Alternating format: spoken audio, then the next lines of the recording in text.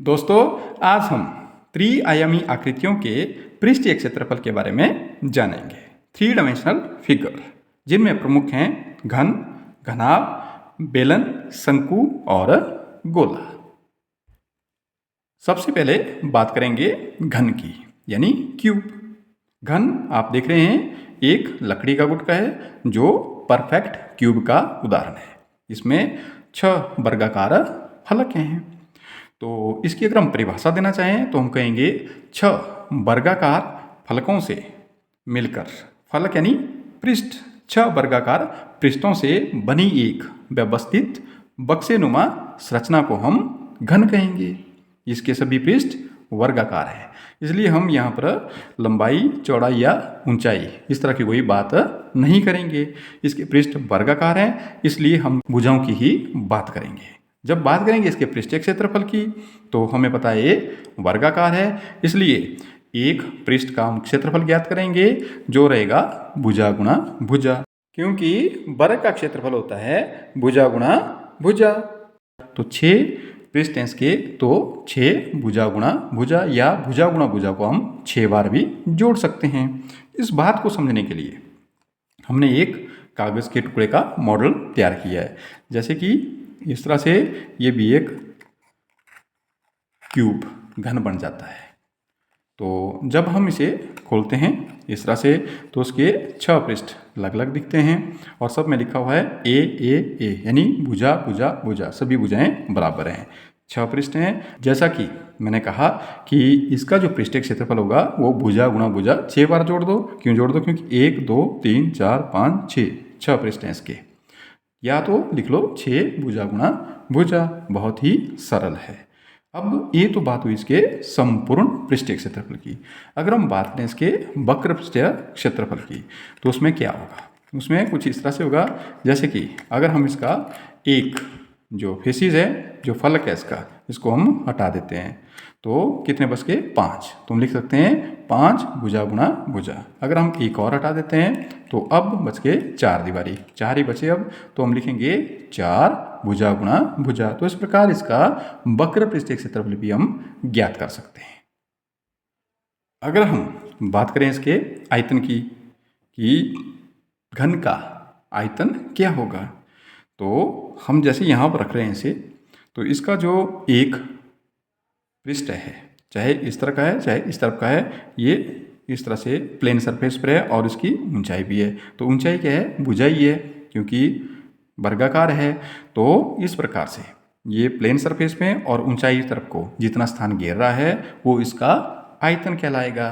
तो इसके लिए इसका आयतन रहेगा भुजा गुणा भुजा और उसकी ऊंचाई भी भुजा। तो भुजा गुणा भुजा घन का आयतन कहलाएगा। घन के बाद अब बात करेंगे घनाभ की, यानी क्यूबाइड की।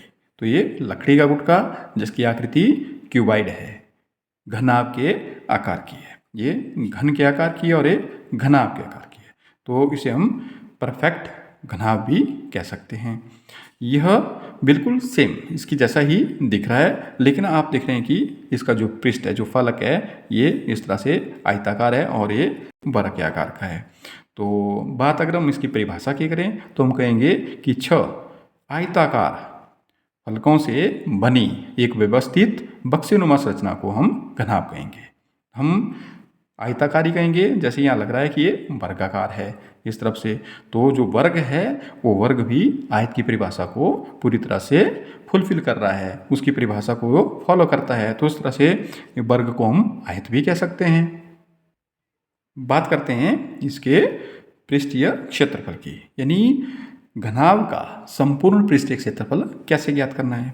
तो आप यहाँ देख रहे हैं ये पिंक कलर है, ये भी पिंक कलर है, ये गोल्डन कलर है, ये भी गोल्डन कलर है, ये ग्रीन है और ये भी ग्रीन है। जो पिंक कलर है इसमें लंबाई और चौड़ाई लिखा है LB, सेम यहाँ पर भी LB। और जो गोल्डन कलर है इसमें लिखा है L और H, यह लिखा है L और H। जो ग्रीन कलर है इसमें लिखा है B और H। B और H का मतलब है चौड़ाई और ऊंचाई, यहाँ पर है लंबाई और ऊंचाई, क्योंकि ये लंबाइयाँ ही हैं सारी यहाँ पे, और यहाँ पर है चौड़ाई और ऊंचाई। तो इस प्रकार से हम देख रहे हैं कि 2 एक जैसे हैं और ये 2 एक जैसे हैं। हम देख रहे हैं कि ये आयत है, तो आयत का क्षेत्रफल होता है लंबाई गुणा चौड़ाई। ये और ये बराबर है, तो लंबाई गुणा चौड़ाई यहाँ भी है, लंबाई गुणा चौड़ाई यहाँ भी है। यहाँ पर भी आयत है, ये लंबाई और ऊंचाई है, तो लंबाई गुणा ऊंचाई। यहाँ भी लंबाई गुणा ऊंचाई। ये भी आयत है, यहाँ पर भी होगा ऊंचाई गुणा चौड़ाई, तो यहाँ भी ऊंचाई गुणा चौड़ाई। इस प्रकार से 2 लंबाई गुणा चौड़ाई और 2 लंबाई गुणा ऊंचाई, 2 चौड़ाई और ऊंचाई हमारे पास आ रही है। जब हम कॉमन ले रहे हैं तो कॉमन लेने पे हमारे पास इस घनाभ का संपूर्ण पृष्ठीय क्षेत्रफल आएगा 2 ब्रैकेट लंबाई गुणा चौड़ाई जमा लंबाई गुणा ऊंचाई जमा चौड़ाई गुणा ऊंचाई। तो ये घनाभ का एक संपूर्ण पृष्ठीय क्षेत्रफल रहेगा। अगर हम बात करें इसके वक्र पृष्ठीय क्षेत्रफल की, तो वक्र पृष्ठीय क्षेत्रफल को इस प्रकार समझेंगे, जैसे हमारे पास एक कमरा है, कमरे में हमने पेंट करना है, तो फर्श को तो हम पेंट नहीं करेंगे, तो इस प्रकार से फर्श की जो लंबाई और चौड़ाई है वो कम हो जाएगी।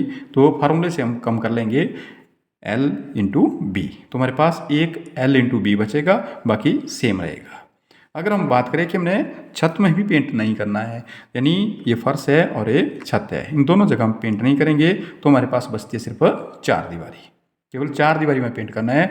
तो उस केस में L इंटू बी और L इंटू बी दोनों हट जाएंगे, बचेगा क्या 2LH जमा 2BH। तो यही हमारा फिर वक्र पृष्ठीय क्षेत्रफल कहलाएगा। किसी घनाभ का वक्र पृष्ठीय क्षेत्रफल हम इस प्रकार से ज्ञात कर सकते हैं। अगर हम बात करें इसके आयतन की कि घनाभ का आयतन क्या होगा, तो इसका जो पृष्ठ है जो कि इस प्लेन सरफेस के साथ टच कर रहा है वो आयताकार है। तो आयताकार है तो उसका मतलब लंबाई गुणा चौड़ाई आयत का क्षेत्रफल है, और इसकी ऊंचाई लेते हैं साथ में। अगर लंबाई गुणा चौड़ाई गुणा ऊंचाई हम लिखते हैं तो इस घनाभ का आयतन कहलाएगा। तो इस प्रकार घनाभ का आयतन भी हम ज्ञात कर सकते हैं, क्योंकि लंबाई गुणा चौड़ाई के साथ हमने मल्टीप्लाई करना है ऊंचाई को। इतना सिंपल सा काम करना है हमने। बात करते हैं बेलन की, तो ये एक बेलनाकार वस्तु है। कुछ इस तरह से हमारे पास एक बेलनाकार वस्तु है, और ये ठोस बेलनाकार वस्तु है इस तरह से। और हमारे पास बेलन का एग्जाम्पल और भी है, जैसे ये मेजरिंग सिलेंडर है, ये भी बेलनाकार ही वस्तु है। तो जैसे कि हम देख रहे हैं ये बेलन है, तो इनका पृष्ठीय क्षेत्रफल या यूं कहें संपूर्ण पृष्ठीय क्षेत्रफल कैसे ज्ञात किया जाए, क्योंकि ये कर्व भी है और इधर से वृत्ताकार भी है। तो इस तरह की वस्तु का पृष्ठीय क्षेत्रफल और आयतन कैसे ज्ञात करना है, ये भी बहुत ही सिंपल है। इसके लिए भी एक कागज़ का TLM तैयार किया गया है, उसकी सहायता से हम इसे भी बहुत ही आसानी से समझ पाएंगे। जैसा कि आप देख पा रहे हैं, ये एक कागज़ का मॉडल है जो कि बेलन के आकार का है। ये इसकी ऊंचाई है। अगर इसकी अनुदिश इसे काट लिया जाता है कुछ इस तरह से, तो जो बेलन का कर्व सरफेस है वो एक आयताकार रूप ले लेता है कुछ इस तरह से। और हम आयत का क्षेत्रफल सभी जानते हैं कि लंबाई गुणा चौड़ाई होता है, और जो वृत्त है इनका क्षेत्रफल πr² होता है। परंतु हम यहाँ पर ध्यान देंगे कि ये जो आयत की लंबाई है ये वृत्त की परिधि है, यानी बेलन की परिधि है, वो होगी 2πr।